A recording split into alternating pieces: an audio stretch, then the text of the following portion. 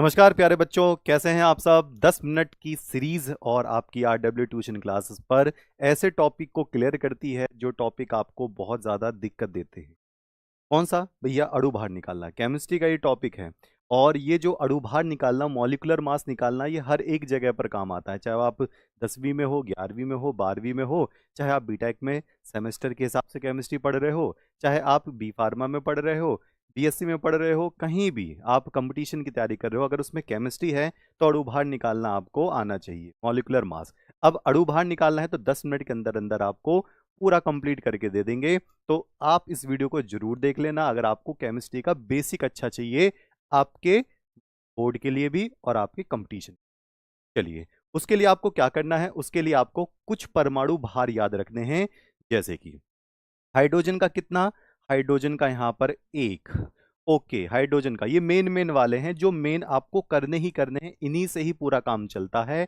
Hydrogen का परमाणु भार 1। आप तत्वों के पहले याद कर लो, परमाणु भार याद कर लो।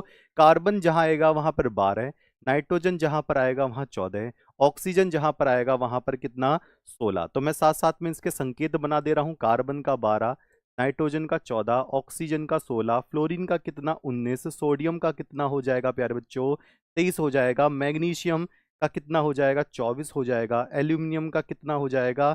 27 परमाणु भार। ये याद रखना है, इन्हीं को प्लस प्लस करके हम अणु भार निकालते हैं।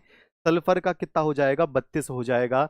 चलिए, और क्लोरीन का देखेंगे तो 35.5 होगा। ये आप जरूर याद रखना है, स्क्रीनशॉट मार लेना इसका।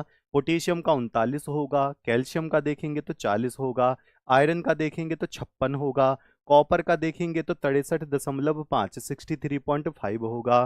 फिर जिंक का देखेंगे तो 65.3 होगा। और सिल्वर का देखेंगे, एजी का देखेंगे तो 108 आपको याद रखना है। और आयोडीन का देखेंगे तो आपको 127 याद रखना है। स्क्रीनशॉट मार लेना इसको, हैंड टू हैंड यही काम करेंगे पूरे के पूरे केमिस्ट्री के लेवल। चलिए, अब देखते हैं। आपको निकालना है किसका? H2O का। इसका अणु भार आपको निकालना है, मॉलिक्यूलर मास निकालना है। तो जो नंबर होते हैं, नंबर की गुणा हमेशा इसके परमाणु भार में होती है। इससे पहले वाले में यहाँ 2 होता तो यहाँ पर 2 की गुणा हो जाती। तो देखेंगे हाइड्रोजन का कितना होता है? 1 होता है, लेकिन इसमें 2 की गुणा करेंगे और आगे हम प्लस करेंगे। जो भी आगे का तत्व बदलेगा, आगे का एटम बदलेगा, आगे प्लस करेंगे। तो 2 की गुणा इसमें 1 के साथ, क्योंकि हाइड्रोजन का कितना होता है? 1 होता है। ऑक्सीजन का कितना होता है? 16 होता है। तो 2 1 कम 2 और प्लस का 16 कितना हो जाएगा? 18 निकल कर आ जाएगा। तो आपको पता चल गया कि H2O का कितना हो जाता है? 18 हो जाता है। यानी कि जो नंबर होती है उसकी गुणा इसी के ही परमाणु भार में होती है। अच्छा जी, अगला देखेंगे दूसरा। NH3 हमारे पास आ गई है। अगर हम NH3 की बात करेंगे तो यहां पर चेक करते हैं। तो प्यारे बच्चों बताओ, नाइट्रोजन का कितना बताया था? अभी बताया था 14 प्लस।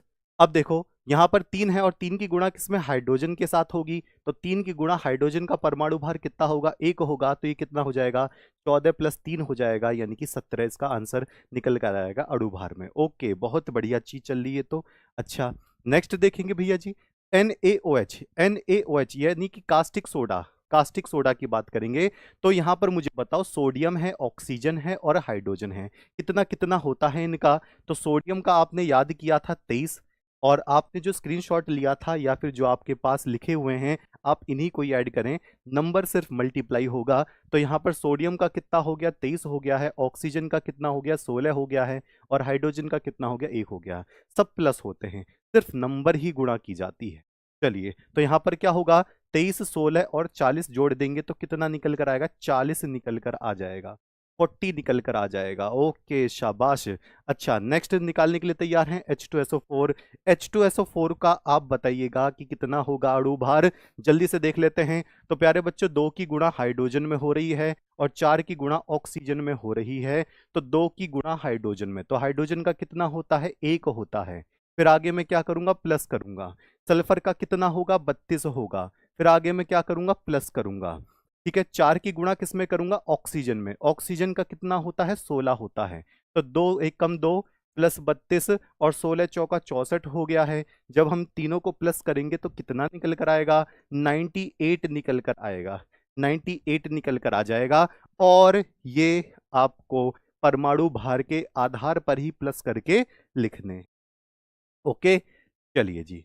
और आपका होमवर्क, अगर आपने इसका अड़ू बाहर निकालकर कमेंट करके बता दिया सही, तो मैं समझ जाऊंगा कि 10 मिनट के अंदर अंदर की ये वाला जो टॉपिक है आपको बिल्कुल समझ में आ गया है। तो इसका कमेंट करके बताएंगे सही आंसर क्या होगा, और सही आंसर के रिप्लाई आपको आरडब्ल्यू की तरफ से मिलेंगे। टेंशन मत लो, जबरदस्त तरीके से कंसेप्ट टू कंसेप्ट क्लियर करेंगे। अब कैलकुलेशन की एक ट्रिक वीडियो आने वाली है, तो आरडब्ल्यू ट्यूशन क्लासेस से जुड़े रहें। जो बच्चे पढ़ना चाहते हैं आपके 10th 11th 12th, तो वो यहाँ से पढ़ सकते हैं। उसका टॉपर 2025 बैच चल रहा है। ठीक है, चलिए मिलते हैं, तब तक के लिए नमस्कार।